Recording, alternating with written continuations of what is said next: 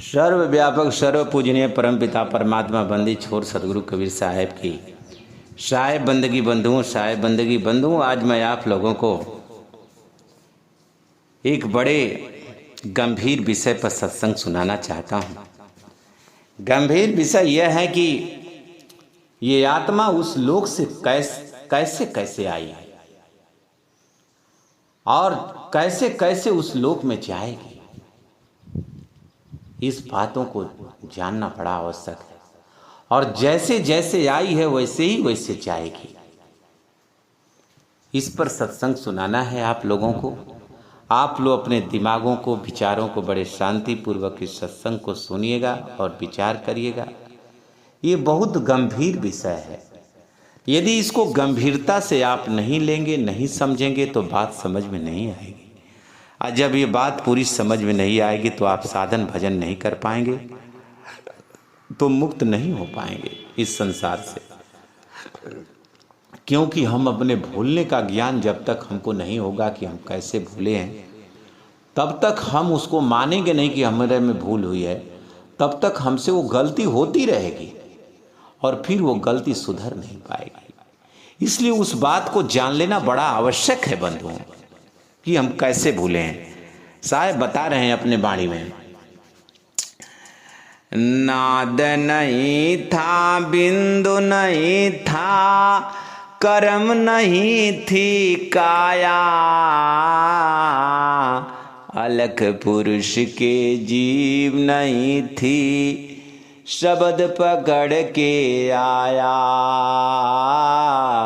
अलख पुरुष के जीव नहीं थी, शब्द पकड़ के आया।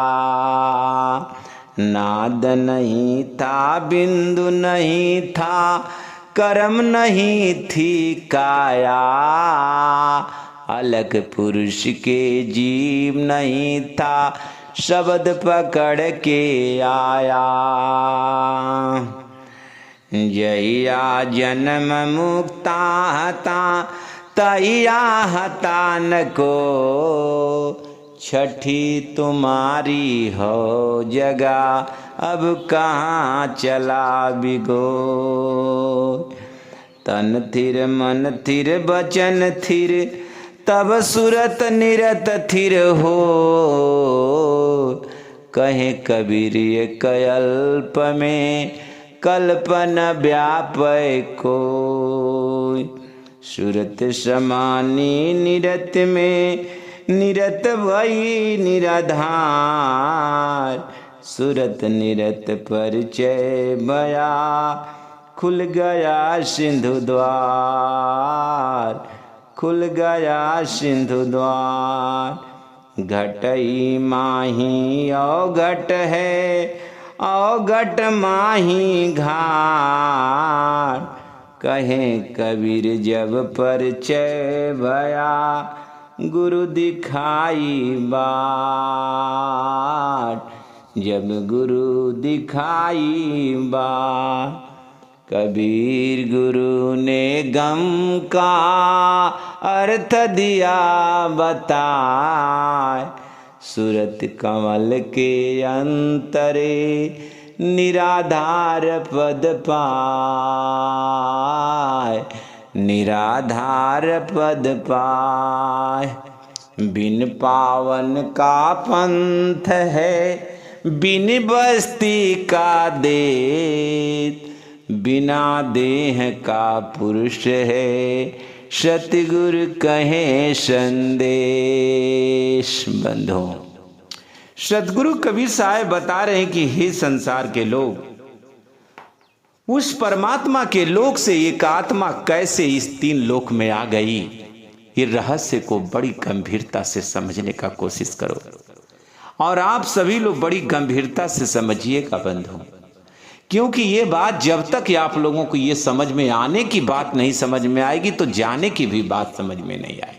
क्योंकि ये जीव ये संसार में रह करके यही अपना घर द्वार, अपना जीवन समझता है, मर रहा है, फिर भी विचार नहीं कर रहा है। साहेब कह रहे, नाद नहीं था, बिंदु नहीं था, कर्म नहीं थी काया। और उस अलख पुरुष के, इस निरंजन भगवान जो परमात्मा के लोक से आए हैं, उनकी जीव नहीं थी, कर्म ना काया, तब वो कैसे उस लोक से आ गए? एक बड़े गंभीर प्रश्न है बंधुओं। इस गंभीर प्रश्न को यदि आप समझ गए तो आप परमात्मा के लोक से जाने से आपको कोई रोक नहीं सकता। लेकिन इस रहस्य को, इस भेद को, ये गुप्त भेद को सतगुरु कबीर साहब के अतिरिक्त नहीं जानता है कोई। क्योंकि उसी भूल में उस निरंजन भगवान तो उस लोक से आए तो भूल ही गए, और उसी भूल में पूरा संसार भूल गया, इसलिए कोई जान नहीं पा रहा है। वर्ण नौ कवन रूप व रेखा, दूसर आई कवन जो देखा, वो ओंकार याद नहीं वेदा, ताकर कहूं कवन कुल भेदा। कहे मेरी बात का कोई प्रमाण देने वाला नहीं है, सत्य कहने वाला, सत्यापित करने वाला नहीं है, क्योंकि मेरे सिवा कोई देखा ही नहीं है कि वो कहे कि मैं जो कह रहा, वो जो सतगुरु कबीर साहब कह रहे हैं वो सही है, मैं भी देखा हूं। इस बात को कोई ये त्रिलोक में कहने वाला नहीं है। इसीलिए सतगुरु कबीर साहब कहते हैं कि हे संसार के लोग, मेरी बातों को बड़ी गंभीरता से समझो। और समझना इसलिए है बंधुओं आप लोगों को, क्योंकि यदि आप समझेंगे नहीं तो ये जिस दुख के दलदल में ये जीव पड़ा है निकल नहीं सकता। सतगुरु कबीर साहब जो मार्ग बता रहे हैं, संपूर्ण सत्य बता रहे हैं। ये जीव कैसे आया है बंधुओं? ये परमात्मा के लोक में आत्मा आत्म स्वरूप में थी, नी शरीर थी, बिना शरीर की थी, आत्म स्वरूप में थी। 5 तत्व 3 गुण के शरीर में नहीं थी। परमात्मा का लोक भी 5 तत्व 3 गुण से परे है, और उस लोक में आत्मा भी बूंद रूप में 5 तत्व 3 गुण से परे है। जैसे इस लोक में 5 तत्व 3 गुण का लोक है, तो 5 तत्व 3 गुण का यहाँ जीव विद्यमान है। लेकिन परमात्मा का लोक शब्द स्वरूप है, तो वहां आत्मा भी शब्द स्वरूप में है। लेकिन जैसे ये ब्रह्मांड के सामने ये जीव बूंद रूप में, उसी तरह परमात्मा के लोक, अमर लोक में भी ये जीव, ये आत्मा, वहाँ जीव नहीं, वहाँ आत्मा बूंद रूप में रहती है बंधु परमात्मा के सामने। इसलिए सतगुरु कबीर साहब कहते कि उस लोक से कैसे आई वो चेतना, वो आत्मा बंधुओं। उसने भी विचार किया कि हम ऐसा लोक बना लेंगे, तो पहले अब शब्द को पकड़ा। किसके शब्द को पकड़ा? सार शब्द को, उस परमात्मा के शब्द को पकड़ा, और उस शब्द से पकड़ करके ठीक उससे बाहर हो गया।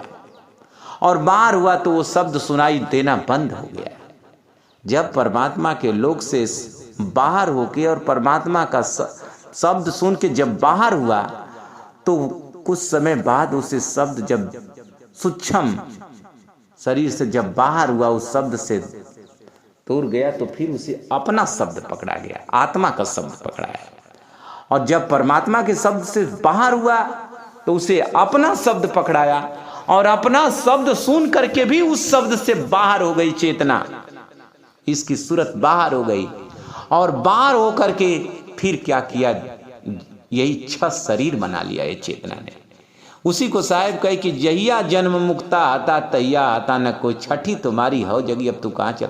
तब ये आत्मा पहले परमात्मा के शब्द को पकड़ी, उस शब्द से बाहर हुई, फिर अपना शब्द पकड़ ली आत्मा का, और आत्मा का शब्द पकड़ करके फिर बाहर होकर के उसने 6 शरीर बनाया। पहला शरीर हंस शरीर बनाया, दूसरा कैवल्य शरीर बनाया, तीसरा महाकारण शरीर, चौथा कारण शरीर, 5वां सूक्ष्म, 6वां जो है स्थूल शरीर बनाया बंधु। किसने? इस आत्मा ने बनाया। और ये सब बनता गया।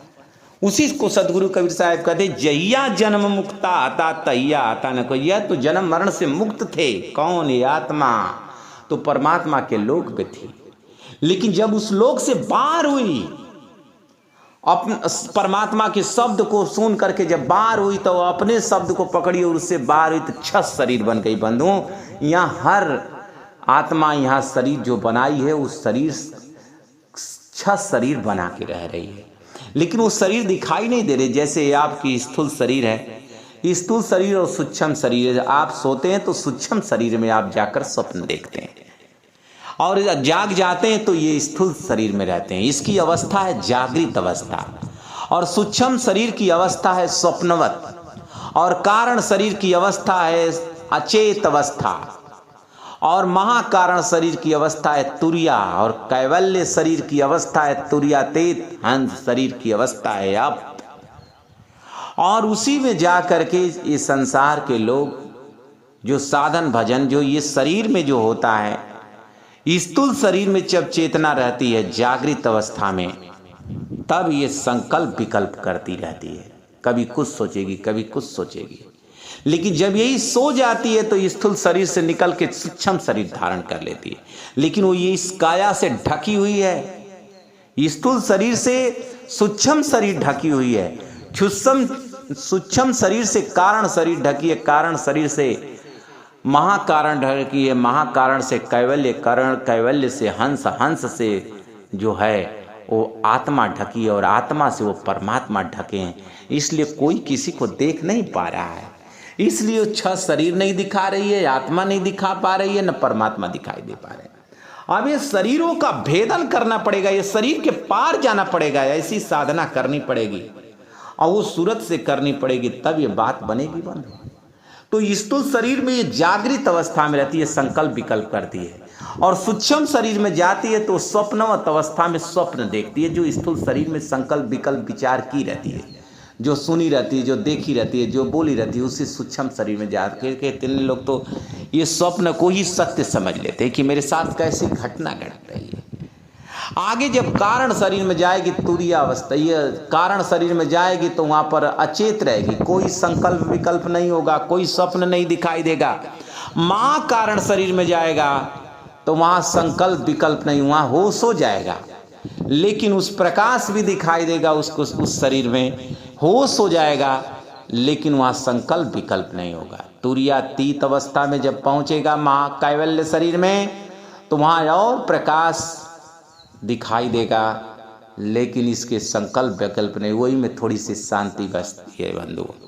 तो कुछ साधक गर्मी को एकत्रित करके जब उस कैवल्य शरीर को धारण कर लेते हैं तो कैवल्य में जाते हैं तो उनका मन पवन शांत हो जाता है, तो उसी में समझते हैं कि हमको परमात्मा प्रकाश रूप मिल गए हैं, हम प्रकाश रूप हैं, परमात्मा का हमको प्रकाश हो गया, हमारे शरीर में प्रकाश हो गया। किस कैवल्य भक्ति को, कैवल्य में जाकर के उसी शरीर में चुपचाप पड़े रहते हैं, संकल्प विकल्प होता नहीं, तो उनको थोड़ी सी शांति मिल जाती, तो समझते हैं कि बस करो अब हमने परमात्मा को पा लिया है। लेकिन उसके बाद हंस शरीर है, उसके बाद आत्मा है, आत्मा के पार परमात्मा है, कहाँ से जान पाएगा बंधु। इसी से वहाँ जाने के लिए शरीर को ये छह शरीर बन गई, और ये छह शरीर बन करके पूरी ब्रह्मांड में उस आत्मा ने पूरी, ये भी छह शरीर है बंधु। इस निरंजन भगवान की भी छह शरीर है, और और निरंजन भगवान के शरीर के द्वारा जो निर्मित हो रहा है जो जीव, वो भी पांच तत्व तीन गुण में हो रहा है, उसके भी छह शरीर है, सबकी छह शरीर है। यहाँ छह शरीरों के बातों को जानेंगे, उसके सारे क्रियाओं को जानेंगे, तभी आपसे साधना परिपक्व हो जाएगा कि कैसे कैसे करना है। नहीं तो सारे स्वप्न में करें कि मुझे गोला दिखाई दे रहा है, मुझे ये दिखाई दे रहा है, वो दिखाई दे रहा है, ये क्या है। अरे तुमने अपने गुरु से ज्ञान लिया, उस पूछो अपने मन का ज्ञान, अपने मन का काम। आगे साहब बता रहे हैं कि अब ये तो ऐसे चली आई, छह शरीर बन गई है, तीन लोक में आ गई चेतना, लेकिन यहां से अब जाएगी कैसे, क्योंकि अब ये दुख पा रही है, भारी दुख पा रही है, तन मन का दुख पा रही है, अपार दुख पा रही है। तब इसे सदगुरु कबीर साहब बता रहे तो जाएगी कैसे। पहले सबसे पहले अपने शरीर को फिट रखना होगा, तन थिर मन थिर वचन थिर, तब सूरत निरत थिर हो। कहें कबीर कल्प में कल्प न व्यापे कोई, इसको तन मन वचन वाणी अपनी ठीक करनी पड़ेगी, तब सूरत निरत थिर होगी, नहीं तो ये बात नहीं बनेगी बंधु। जब सूरत निरत थिर हो जाएगी तब सूरत समानी निरत में निरत भई निराधार, सूरत निरत परिचय भया खुल गया सिंधु द्वार। तब सिंधु द्वार कहे साहेब, कहे तू अपने घटई में खोज, इस काया में खोजने की बात कर रहे हैं। घटई माही अवघट है, अवघट माही घाट, कहें कबीर जब परिचय भया गुरु दिखाई बाट। यही गुरु का विषय है बंधुओं। ये सारी बात मैं आप लोगों को बता रहा हूं, ये संकेत मात्र है, लेकिन बिना गुरु के सामने जाए, बिना गुरु से भेद लिए कैसे बात बनेगी। घट ही माही अवघट है, कितने लोग तो आत्मा में ही आत्मा परमात्मा को दर्शा रहे हैं, ये शरीर में ही आत्मा परमात्मा को दर्शा रहे हैं, लेकिन साहब कहे तेरे घट में ही अवघट है, और उस अवघट में घाट है। वो अवघट घट यानी ये शरीर के अवघट अव लग गया तो बंधु समझ जाइए कि ठीक उठसा ये शरीर के अलग, अलग क्या है? अवघट है, वही आत्मा है। और उस आत्मा के अंदर घाट है, उसमें घाट से जब जाएंगे, जैसे यहाँ सूरत द्वार से निकलना, उसी तरह उस घाट से निकलेंगे, तब हम जाके उस फिर परमात्मा का शब्द सुनेंगे और उस शब्द को सुन करके हम परमात्मा के लोग चले जाएंगे। लेकिन जो लोग शब्द सुन रहे हैं, कहते हैं मैं सार शब्द सुन लेता हूं, तो बंधुओं सार शब्द की सुनने की पहचान है कि जो सुनेगा, अभी आत्मा का शब्द सुनेगा तो इसकी श्वासा मुआसा बंद हो गई, क्योंकि इसकी श्वासा को चलाने का काम सूरत कर रही है। और जब ये काया से बाहर जाएगी तो शब्द सुनने लगेगी, तो शब्द जब सुनेगी तो ये शरीर से जो शरीर है, इसकी श्वासा जो चलाने वाली सूरत जब बाहर हो जाएगी तो इसको चलाएगा कौन? तो इसलिए उसकी श्वासा गति बंद हो जाएगी। सारी जब बंद हो जाएगी तब समझना कि हम काया के बाहर हैं। ये सारा होश अवस्था में होगा, बेहोश अवस्था में नहीं होगा। इसलिए इस बातों को समझने की आवश्यकता है। इसी बात को बता रहे हैं सतगुरु कबीर साहब। सतगुरु कबीर ने गम कही अर्थ दिया बतलाए, और सूरत कमल के अंतर निराधार पद पाए। सूरत कमल आत्मा और सूरत के पार, सूरत और आत्मा के पार वह नियच्छर परमात्मा है। पिंड ब्राह्मण से न्यारा संतो, पिंड ब्राह्मण से न्यारा कोई जानेगा जानन हारा। साहब कहने कि पिंड ब्राह्मण दो से न्यारा, कोई जानेगा जानन हारा। कोई जानेगा जानन हारा उस लोक की बात बंधु। इसलिए बड़ा गंभीर विषय है। तो जब उस घाट में, अवघट में जब काया के अंदर वो अंतर्मुखी होगा, तो फिर इस काया के बाहर जाएगा तो अवघट वही आत्मा दिखाई दे। उस आत्मा के अंदर घाट है परमात्मा के लोक जाने का, और बिना आत्मा का ये परमात्मा के लोक नहीं जा सकता है। और शब्द सुनते जाएगा, शब्द सुनते आइया शब्द सुनते जाए। जैसे जैसे शब्द सुना है, परमात्मा का शब्द पकड़ा, सार शब्द को, सार शब्द को पकड़ के उससे बाहर हुआ, फिर अपने शब्द आत्मा के शब्द को पकड़ा, उससे भी बाहर होके 6 शरीर बनाया। फिर इस शरीर के भेदन करते हुए काया से बाहर जब जाएगा तो फिर शब्द फिर सुनेगा, फिर आत्मा का शब्द सुनेगा, फिर आत्मा के शब्द को सुन करके भी उसके भी पार जाएगा, तब सार शब्द को सुनेगा, सार शब्द को सुनेगा, जब उसके अंदर जाएगा तभी अमर लोक चल जाएगा, तब उस लोक में जाएगा। जैसे ये शरीर है, शरीर के अंदर से हो करके प्रवेश करके ये चेतना इस 3 लोक को देख रही है, उसी प्रकार से शरीर के अंदर हो करके निकल कर सूरत द्वार से काया से बाहर होकर अधर दुलैचा पीयू काया धर दर्शन हो। जो काया के बार लंखे संत कहावे सोइए, अधर दुलैचा पीयू काया धरे दर्शन हो। ये काया के बार, अधर माने काया के बार, धर अधर, धर माने शरीर, अधर माने काया के बार। जो काया के बार लखेगा बंधुओं, वो संत होगा, वो उस आत्मा परमात्मा को जान पाएगा। इस काया के अंदर नहीं। ये तो काया का ब्राह्मणी शब्द सुनकर क्या करेंगे? शरीर नष्ट होगी, शब्द नष्ट हो जाएगा, फिर आपकी जन्म मरण 84 में चले जाएंगे। इसलिए बड़े विचार से, बड़े गंभीरता से विचार कर ले, तब कल्याण होगा, नहीं तो वरना कल्याण नहीं हो सकता। ये बड़े गंभीर विषय है। बोलिए सदगुरु कबीर साहब की साहेब बंदगी साहब।